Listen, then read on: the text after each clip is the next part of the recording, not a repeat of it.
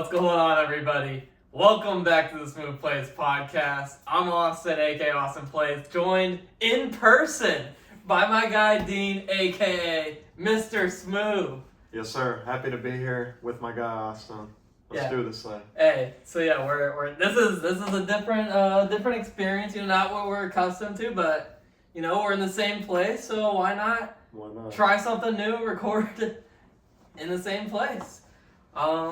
But without further ado, like you said, let's dive into it. These Week 15 matchups. And Week 15, we are almost at the finish line. It's gone by like this, hasn't it? It's been crazy. Yeah, I mean, how's your fantasy looking?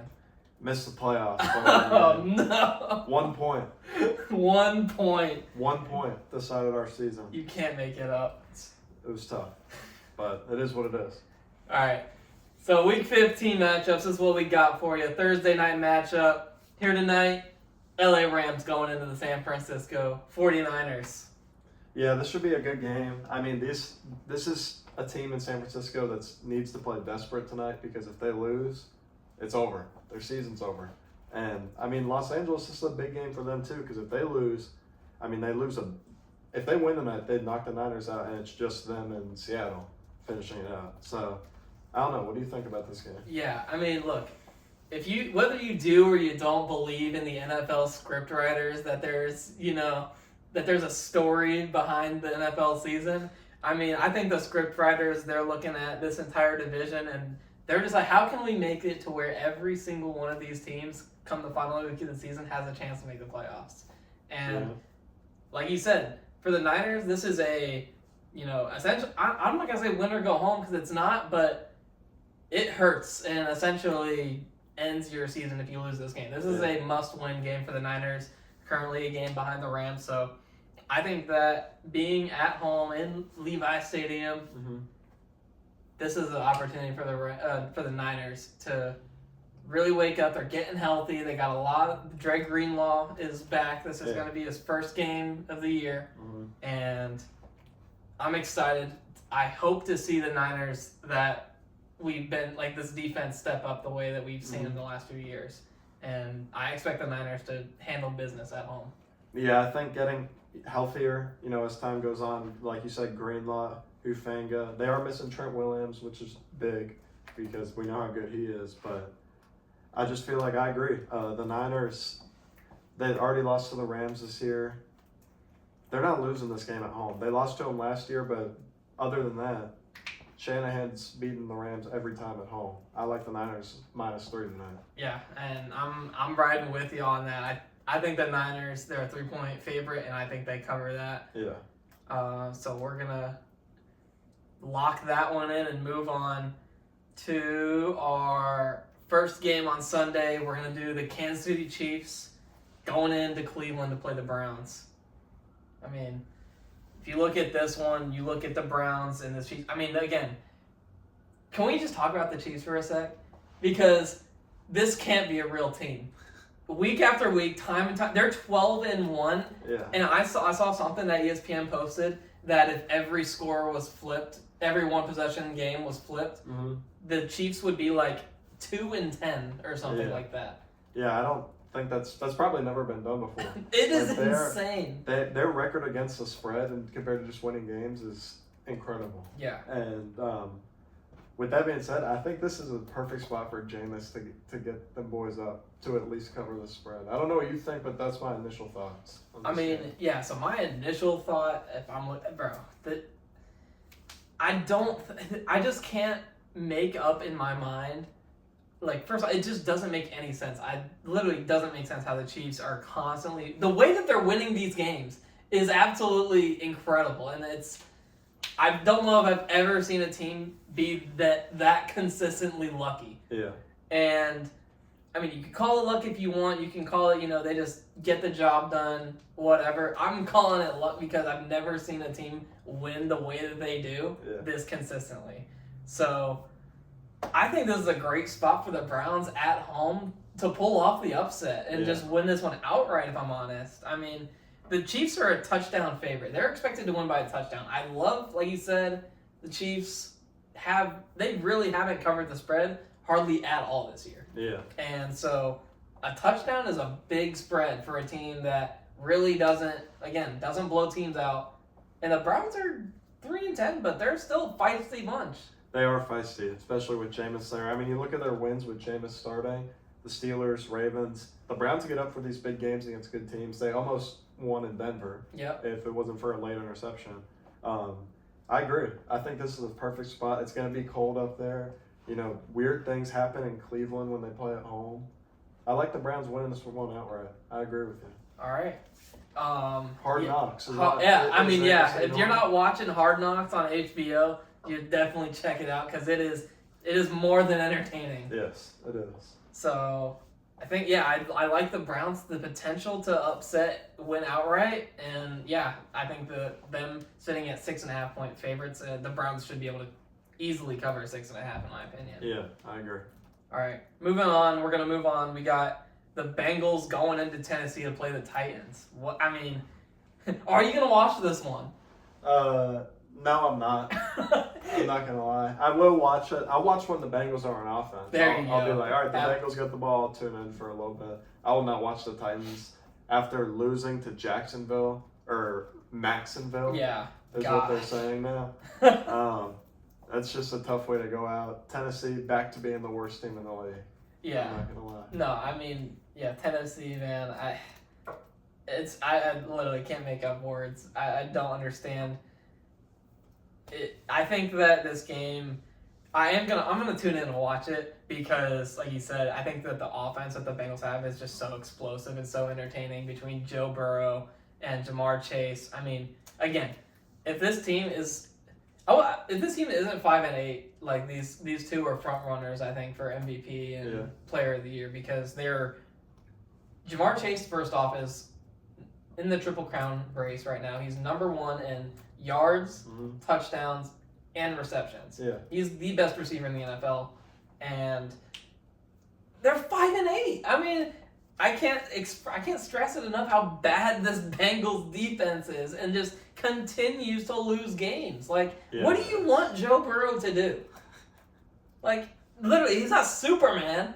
Well, you also have McPherson missing kicks. Yeah, McPherson has had a bad year. That was 2 games. I mean, it's just been it's not their year this year, unfortunately. Yeah. They still potentially have a chance. They need Denver to start losing. Yeah. Well, so they do play Denver to end the year. Yeah. They do have a way into the playoffs still. They have to win out, and I think Denver has to lose like 2 or 3 of their last few games. Miami has to lose like 2 of their last few games. Mm-hmm. A lot has to happen. So they're not written off yet. Yeah. And I'm not going to say if this team gets in the playoffs, watch out, because their defense is just atrocious. I don't think if they do somehow make it into the playoffs, it doesn't matter who they play. They're cooked. Yeah, their defense is not good enough. Yeah. But that being said, I think that Tennessee's season's done. They're 3-10, but 5-point spread for Cincinnati. I mean, I think Tennessee could have a little bit of something against this Bengals defense, and I think they put points up, and I think they can keep it close. You think Tennessee covers? I think Tennessee can cover, and if anything, I like the over. 48.5 points, I think this game easily can go over that line. I agree with that. I would definitely go to the over. I do like Tennessee a little bit because their head coach was the Bengals OC last year, so it's a get-up spot for them there. But at the same time, I watched this team. They didn't score a touchdown against the Jags. Yeah, that they didn't. Which, I don't know which Titans you're going to get. I mean, they go in Houston and they win, and then they lose to Jacksonville at home. Right now, after watching Cincinnati, I'm just more confident in them, and I trust them more covering against this Titans team. Yeah. Honestly. Yeah, I think Cincinnati wins this one outright. Yeah. Like you said, it really just depends on Tennessee how much heart this team has. Honestly, if they're gonna look at it as, oh, our season's done, so why even bother, whatnot. Yeah. Like, at the end of the day, how much heart does this team have, and are they willing to actually get up and fight, like, to be competitive at least? Yeah. So anything could happen. Bengals are winning that game though, and I'm not going to touch the spread, I'm going to be honest. That defense, man, they're just terrifying. They are bad. So we're going to move on to the Washington Commanders going into New Orleans. I mean, Jaden Daniels, this is Jaden Daniels' return to the great state of Louisiana after a Heisman season at LSU. I'm expecting big things from Jaden Daniels in this one. Yeah, he's gonna have a big game, and they're coming off a bye. And Washington needs this game. I mean, they're right on the edge. They're in the playoffs right now, but they still have to keep winning, obviously. Yep. And I don't think Derek Carr's going to play in this game, so that's why the spread is 7.5. Yep. We got Jake Haener, believe it is. Yeah, I think Haener's going to be the starter. I don't see how they put Rattler in after what Rattler looked like in the earlier weeks. Yeah. When Rattler was starting, just they looked dysfunctional. Yeah. I don't know what they'll do, but I guess we'll see. I mean, if Taysom Hill's not on the thing, they just throw Taysom Hill back there and let Taysom Hill run. Honestly, because Taysom Hill can have a big game anytime. Yeah. But this Saints team, honestly, probably should have went to overtime with the Giants last week. Yeah. So this Washington team is good at beating up on inferior teams. They've done it consistently. Other than the Dallas game, I mean, they've beat teams pretty handily. Yeah. When they're better than them. I think Washington can cover 7.5. Yeah, I think Washington can cover 7 easily, and I mean 7.5, like you said. I got Washington winning this one. I got them winning it big. Yeah. Jaden Daniels returning to the state of Louisiana and lighting it up. I like Washington a lot. Washington's thing, they started out really hot. They kind of slid a little bit, but I think like you said, coming off this bye week, they're getting their head right. They're getting into playoff mode, and they're here to handle business. Yeah. So I agree. Big game for the Washington Commanders. Big win against the New Orleans Saints. I could see them winning by 10 plus. I do too. I mean that, like you said, the Saints team almost went into overtime against the Giants. Yeah. And speaking of the Giants, we got the Ravens going in to face the Giants. And I mean, what's your expectation on this one? I don't know what the spread is 16. Yeah. You know the last time the Giants, this is the biggest spread since guess what year? I saw this stat. I'm gonna say like 2020 maybe. For the Giants for the home. Giants at home. Oh god. 16-point spread. It has to be. I mean, last year when they had Tommy DeVito, I feel like they might have had some big spreads. Not close. It was 1973. Oh my goodness! 1973. This is the biggest spread at home, or biggest underdogs they've been at home since 73. I mean, this has to be one of the biggest dog spreads at home in NFL, like since like ever. So, needless to say, this game, history will be made because this doesn't happen often. And with that being said, I feel like you gotta ride with it. I think the Giants cover. No. 16? 16 is 16 points is an insane spread. But also they might lose like 42-7. They can easily lose. I mean, has Baltimore blown anybody out this year? They blew out Dallas until the last 5 minutes. I remember that. They were killing them. I mean, this is a Baltimore team that let's be honest, they're still like very good despite their 8-5 record. They're in the playoff hunt. I mean, but they're better than 8-5. Yeah. Point blank. Like they've had some pretty rough losses that they definitely shouldn't have lost, and I think that you learn from that and you move on. This is another game where you can't fall into that trap of all right, we're gonna blow this team out of the water. The Giants have the worst rushing defense in the NFL, and the Ravens, if they do one thing well on the offense of the ball, it's run the ball. And so Derrick Henry, Lamar Jackson, I think both of them are potential candidates to each have 100 yards rushing. Yeah. And I think 16. I don't think 16 is a crazy number. Like for this game, I don't think it's crazy. I think they can cover it. I think Baltimore goes into MetLife and just dogs the Giants. I honestly think the Giants would have a better chance of covering the spread if it was in Baltimore. Like for some reason when they play at home, they're worse. Yeah. Which is why, but I feel like 16 points, like you almost have to take them. But I don't know. I agree. I do think the Ravens could cover it. It's a lot. It is a lot. You gotta Technical difficulties. Technical difficulties. We're good. Oh man. There we go. There we go. All right. Well, yeah. So I mean, yeah. I think they cover, man. 16 points. I just gotta believe. But we're gonna move on to Dallas and the Panthers. I mean, dude, I think the Panthers. I'm just gonna get out ahead, and I think the Panthers win this one. Yeah. Right. Yeah. Carolina -3. First time they've been They're favored. favored in like 36 games or something like that. They're favored, and I think rightfully so. I mean, if you've watched it, how do you not feel good for Bryce Young? Yeah, Like, Bryce Young's been. He was.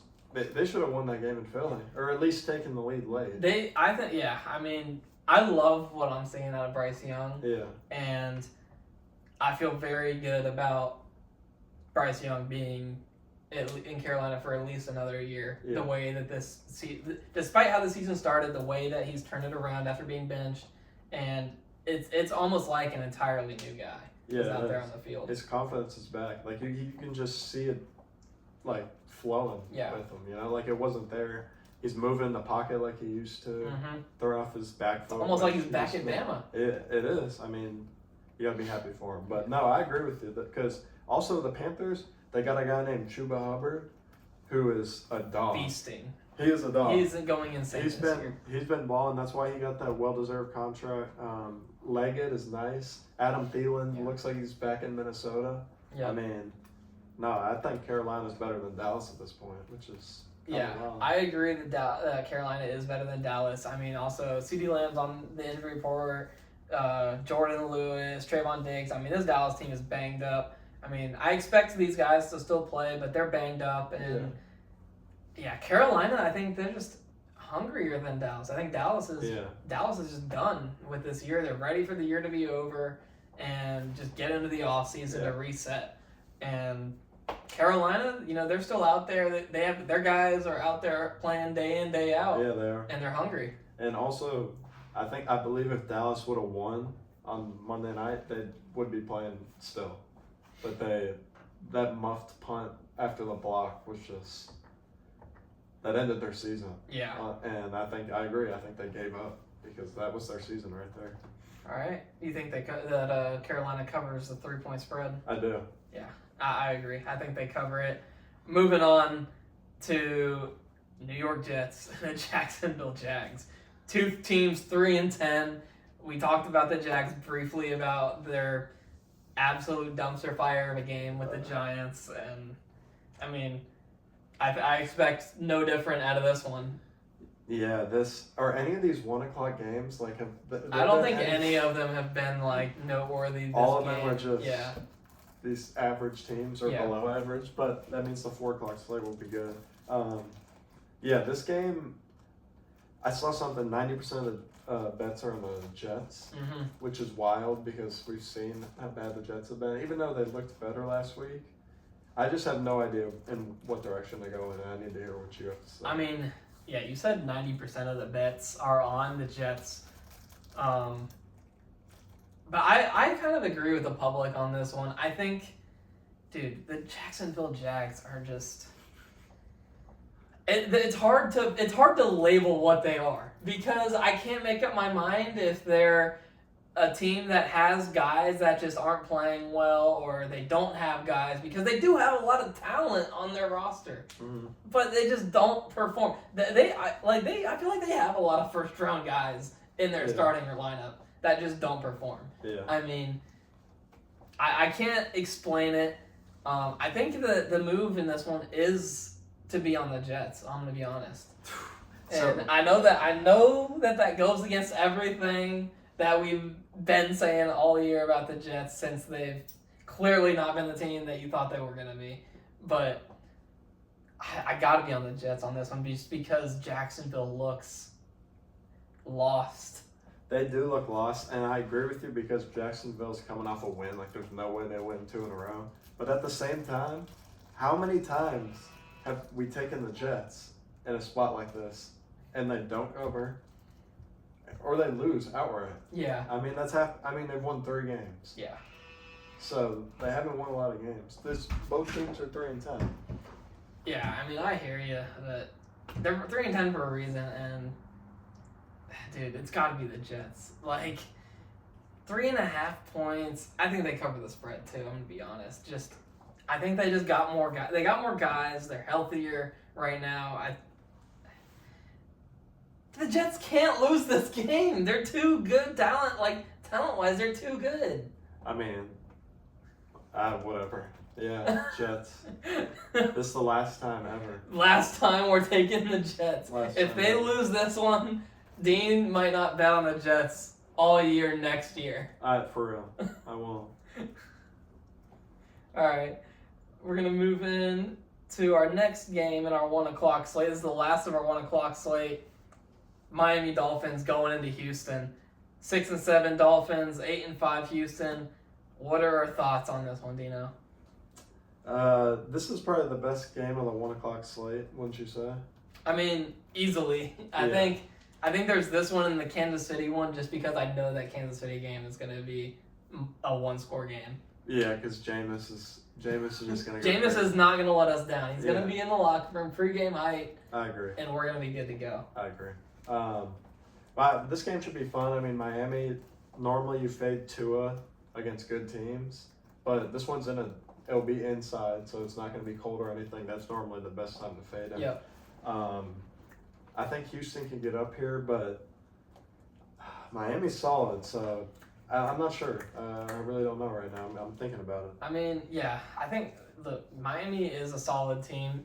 They got guys, they got weapons, and they haven't really performed all year, but the last few weeks we've been seeing Jalen Waddle be involved, and that's something we didn't see at all through the first half of the season. So I think that Miami potentially has figured a little something out. They finally are, spreading it out, getting the ball into their guys' hands, letting them make plays. And I like that for Miami. But I think that this Houston team, I just think they're 8-5. And again, this is another team that I look at. They should be better than 8-5. Yeah. And I think that they got the defense. I think that they have the offense, and they're just the better team at home. 3 points. Give me Houston. Give me the points. Okay. That speech gave me a little bit of confidence, but honestly, I like Miami +3. Oh no! All right. Well, why do you think Miami +3? I gotta get a take from you. I just don't. I do think that Houston, on paper, it looks like Houston should be able to move the ball, especially the way the Jets did last week on this Miami defense. But I just feel like C.J. Stroud hasn't been that good. I mean, quite frankly. And I think if they can stop Nico Collins, I mean, Tank Dell might have a couple big plays here and there, but I don't know. I don't know if that defense is going to stop the Miami offense. I feel like he has 13 touchdowns in the last 4 games. Yeah. So he's been playing well. He has been playing well, and I acknowledge that, but I just got to go with the better team. At least in my opinion, they're the better team. They are the better team. Moving on into our 4 o'clock slate, we have the Indianapolis Colts going into Denver to play the Broncos. All right, Anthony Richardson versus Bo Nix, 2 young guns. Should be a good matchup. Yeah, it should be a fun one. My initial thoughts on this one are Denver. You got an inside team in the Colts, playing in that dome, not dealing with the conditions. Going out to Denver. Yeah. AR ain't built for that. AR is not built for that. And Denver shuts the door on the Bengals right here and just says we're good. We're a playoff team. Yeah. And I think Denver covers the spread as well. Denver's just a better team. Yeah, I agree. Denver is the better team, and I think that it might be AR might throw for under 100 yards. I think that is not far-fetched because, again, Denver, their defense strength is going to be the pass game, and AR very, very, very inconsistent all year. And, yeah, I don't know if he throws for 100 yards in this game. I think Denver wins this one outright and smokes them. It's a Yeah. 4-point spread right now. I think they win by a touchdown or more. Yeah, because Bo Nix has been balling. Bo Nix has been dealing. He's hard Jane Daniels down for the Rookie of the It's Year really race. almost It 50-50. is definitely closer. You know, I think that Washington's struggle has definitely slowed down. You know, Jaden just running away with it. Yeah. You also got Brock Bowers that's in the race. You know, Mhm. can't forget about he's having a historical year Facts. as a rookie tight end. So yeah, that Rookie of the Year race on the offensive side of the ball is getting exciting as well. But rocking with Denver, I think Denver wins big. I agree. All right. Moving on, we got your Pittsburgh Steelers going in to play the Philadelphia Eagles. And, I mean, I don't mean to, you know, jump to assumptions, but potential Super Bowl matchup? I mean, potential. We'll see what happens. I mean, do think 10-3 Pittsburgh Steelers, 11-2 Philadelphia Eagles. These are two teams that are at the top of their respective conferences. they are, and I do think if the Steelers want a chance to win the AFC, I really think this is the year because I think the Chiefs are going to lose in the playoffs this year, and I do think the Bills are good enough to go there, but I think the Steelers could have a shot against the Bills. I really do. All right. So, going into this Philadelphia matchup, what do we hope to see? I mean, this game should be good. Pickens is going to be out again, which is not good because this offense, I mean, their number one's going to be Mike Williams and Van Jefferson and those guys. It's just Calvin Austin. You know, they don't really have a wide receiver one without Pickens in there. But we've seen this trend before. The Steelers are straight up as an underdog, undefeated on the season. I do think this game's going to be tough to win because we know how good the Eagles are. We've seen the drama leading up with A.J. Brown, you know, saying the passing needs to improve, and I guess he said that whatever, it's fine and it's not a problem or whatever, but he wouldn't have said something if it wasn't on his mind. Yeah, I mean, clearly there's something going on in the locker room. This is also, don't forget, Philadelphia's playing at home. Yeah. And we know how hostile that environment is for the opposing team, but also the pressure that it puts on the Philadelphia Eagles to perform. And this is a game where you're a 5.5 points favorite. You're expected to win this game and win it big. That's just more pressure getting added on. I don't know. I think I'm kind of with you. I think Pittsburgh can definitely cover this spread. Yeah. I think that this Pittsburgh Steelers team, if there's any defense out there that can slow down Saquon, this Steelers team is the one to do it. Yeah. And I think that's going to be the main thing that's going to keep them in it is just slowing down the run game, force the Eagles to be one-dimensional, and go from there. But my biggest thing, obviously, is just the Pittsburgh Steelers' inability. I just don't see them being able to pass the ball in this Philadelphia Eagles team. Yeah, I could see that. I just feel like the Steelers' mentality, no matter who it is always just the next man up, and these guys just continue to make plays. I do think the Eagles are going to win. Give me an exact score. Philly 28, Pittsburgh 24. Wow. That's the game right there. All right. So we got an exact score going up on. So 28-24? Yep. That's the final score right there. All right. I mean, lock it in. Yeah. I see this one being a little bit more low scoring. I'm thinking more of like a 21-17 kind of matchup. I can see 21-17.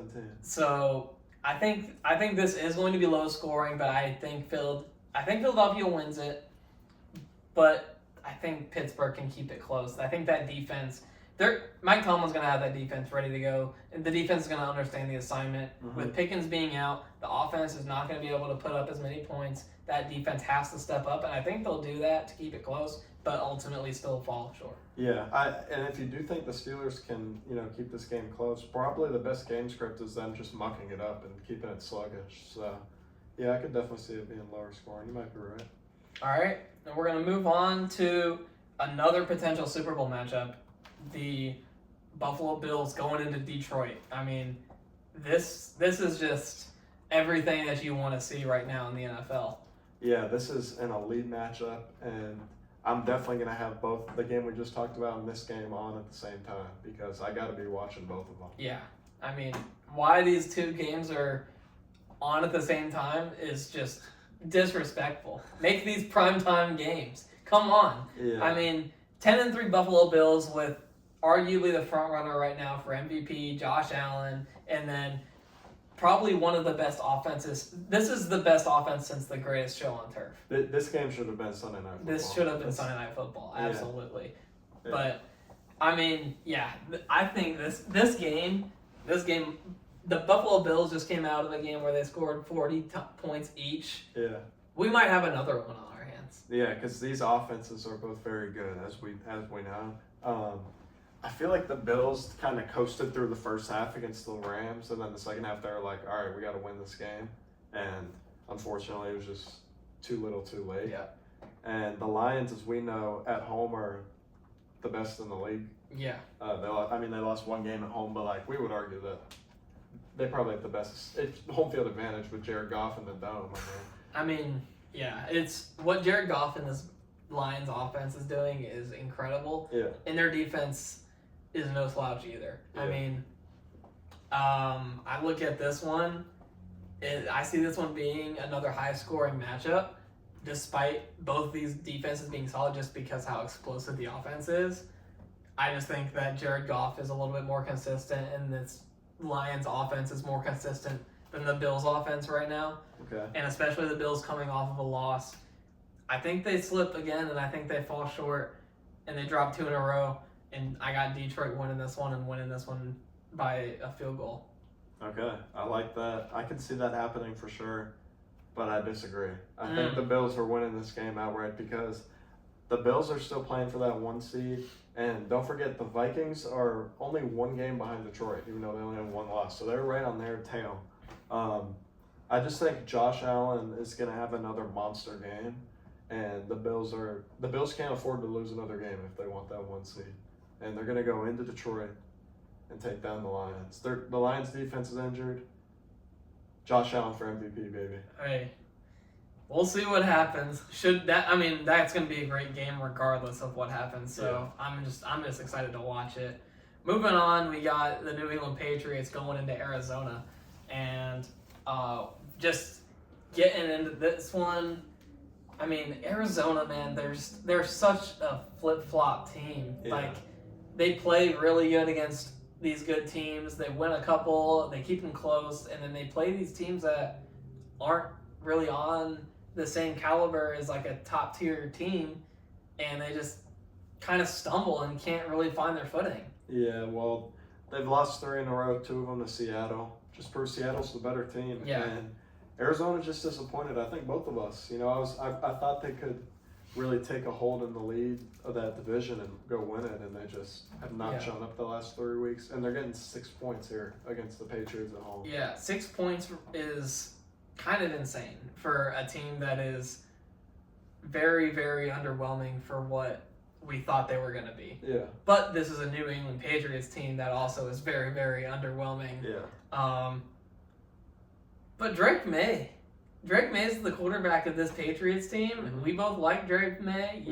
That's your guy. That is my guy. You're on Drake May, and so I'm gonna go take a page out of your book. I'm gonna rock with the Patriots. I think the Patriots can win this one outright, even despite being 6 point. I'm telling, dude, I don't know why.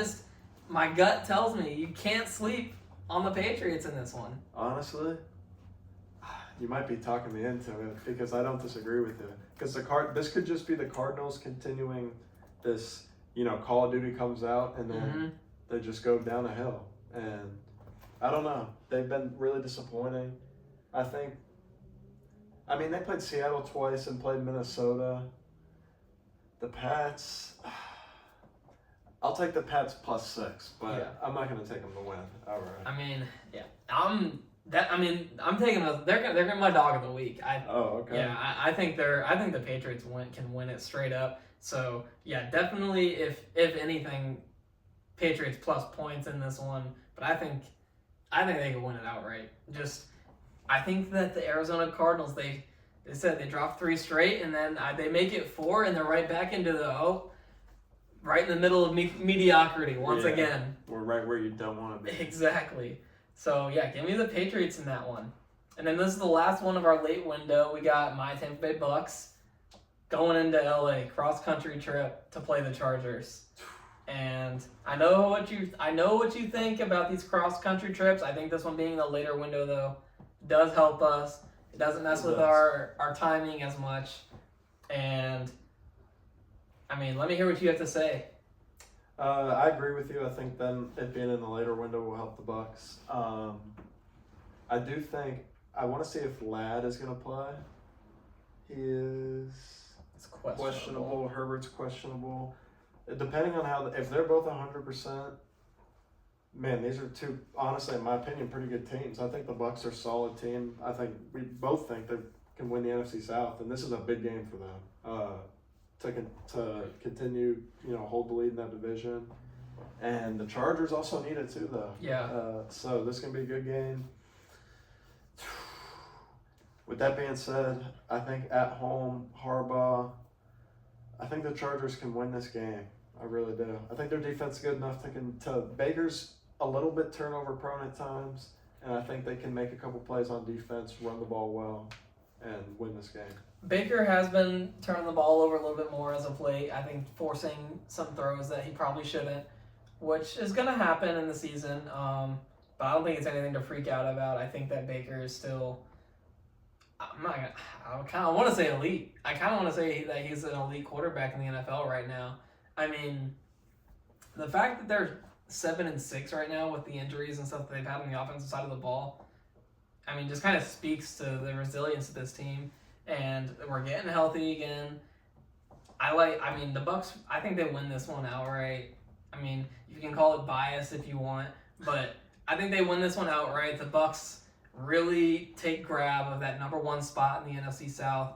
And on the other side, the Chargers, this is a must-win game for you. If you lose this one and Denver wins like we both think that Denver will, I mean, now you're out of the playoff race if the season ended. So a lot of things going on, a lot of implications in this matchup. But give me the Bucks, man. Give me the Bucks to win it outright. Yeah, I mean, I can see it going either way. This is really a pick 'em in my opinion. Both the teams are really good. But. Yeah. And then wrapping up Sunday, we got our Sunday night matchup, the Packers and the Seahawks. And this one is in Seattle, so we don't have the Lambeau Field in December advantage. But still up in Seattle, it's cold, it's wet, and still, I think, just a nasty atmosphere to be in. Yeah, honestly, this is a good Sunday night game. I'm cool watching this on Sunday night because I like watching these teams, and in Seattle is, like you said, it's going to be, I hope it's just downpouring. I don't know about downpouring because I lived in Seattle for a little bit. It's cold and it's just like drizzle, so it's just miserable the entire time. Okay, well I hope it's one of those nights. It's that perfect Seattle atmosphere. But yeah, Seattle's a tough place to play for any team. Seattle's 8-5. They're top of the division. Mm-hmm. If they win this one, I think they essentially secure the playoff spot and secure their division if they can win this game. Yeah, because those 2 wins against Arizona were big wins. They definitely can secure the top spot if they win this game, but I don't know. I kind of like Green Bay a little bit in this spot. I don't know. What do you think? I mean, I like Green Bay. Don't get me wrong, but they're favored in this one. Which is, I do think that's crazy. They're home underdogs. They're favored in this one. That's why, like you said, home underdogs. So I like the home underdogs. And, Seattle's on a hot streak. So, yeah. Why not ride with them? Yeah, I think Josh Jacobs gets going. I like Green Bay. You know I'm high on Jordan Love. I like Jordan Love. I know you like Jordan Love. Green Bay. They're not losing 2 in a row, man.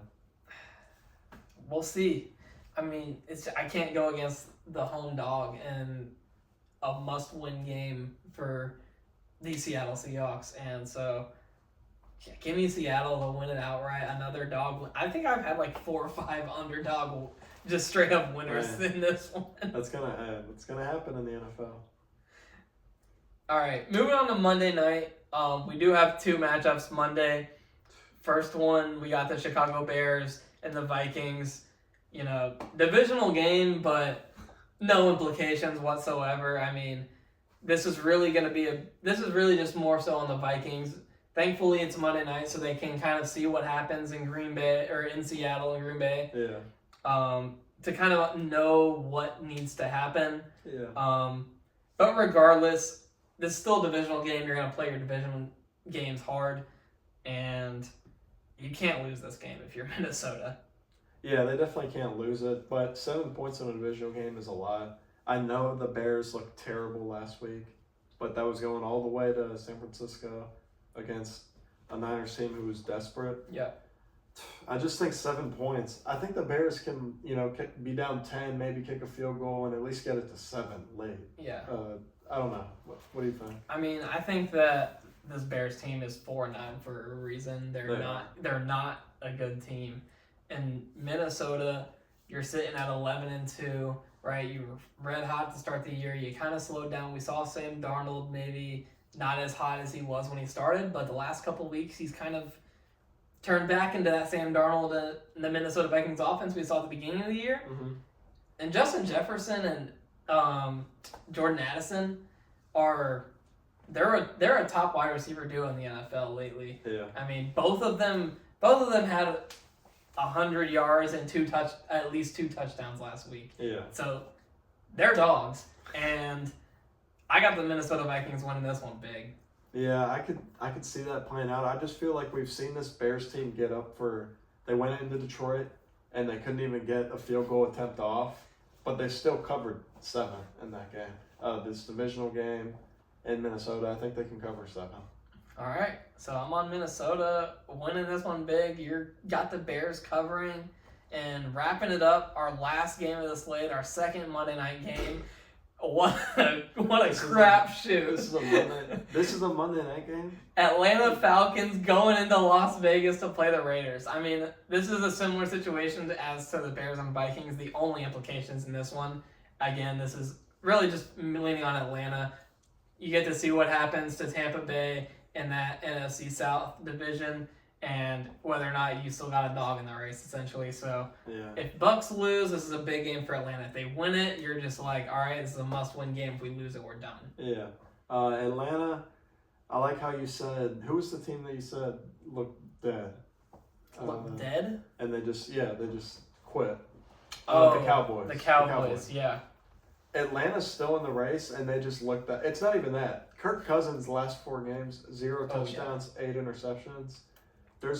I'm not big for benching these, big money quarterbacks, but whenever you start becoming a problem, is whenever that question needs to come up. And Michael Penix is sitting right there. Yeah, I would say you traded. I don't remember. Did they trade up to get him? I don't remember if they traded up, but it was still. He's still a top 10 quarterback. Yeah, and they drafted him as soon as they signed Cousins, so everyone was like they drafted him for a reason. Right. I mean, because Kirk Cousins, I feel like he moves less in the pocket than Peyton Manning in Denver. Well, so I like what you said, though. I mean, I was kind of thinking that there was a potential for Penix to maybe, fans kind of calling for Penix just to see what he can do as the season winds down. If he wins a couple games, great. If he loses, all right. And, you advance in the next year. Yeah.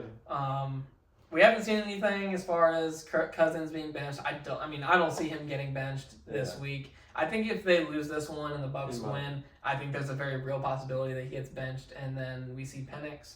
But for right now, we're still going to see Cousins going into Vegas. And, I mean, Aiden O'Connell, I think Desmond Ridder going to – I think Desmond Ridder might be starting for Vegas in this one because O'Connell's questionable. It's questionable. We don't know for sure. If Ridder starts – gotta take Atlanta -4. I know you're not. That's a revenge spot, though. This is a revenge spot if Ridder starts. But calling it right now, like we see it, 4-point spread for Atlanta. I mean, you kind of pointed it out. This Atlanta team just looks like they're in the hunt, but they just look like they're not even not trying, but there's no heart. Yeah. And they just don't perform when it comes to game day. So Dude, give me the Raiders, dude. Give me the Raiders. At least give me the Raiders plus 4 points.